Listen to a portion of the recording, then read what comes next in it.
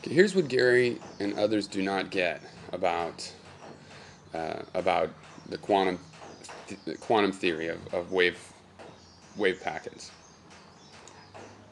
Okay, Gary would like to say that we can't predict where the particles will go or what they'll do.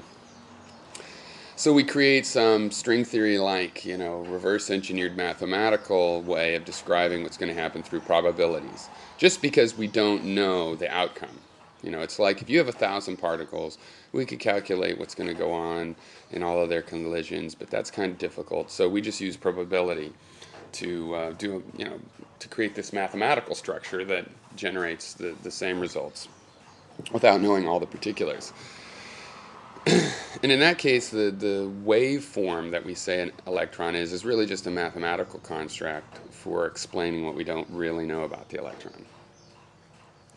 And this is what the two-slit experiment addresses, all right? That is what the two-slit experiment addresses.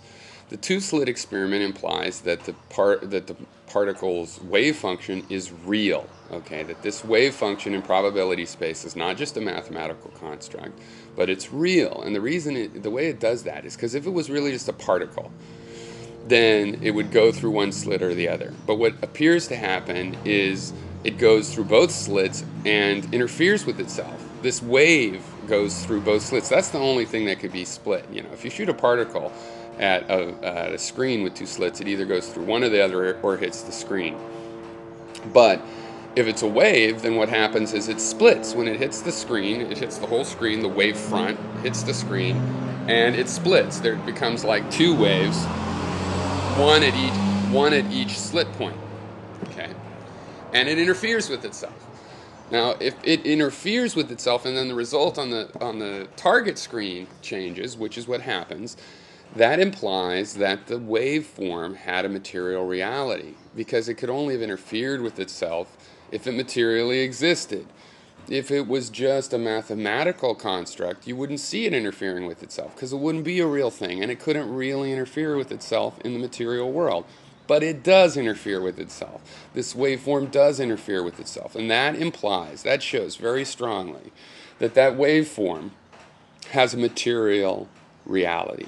That the waveform predicted in the theory of quantum mechanics, as opposed to just the facts of the quantum phenomena as we understand them through the experiments that reveal them, the theory that it has a waveform in this probability space seems to have material reality, because those waves are material, because we've seen them interact with other things in the real world.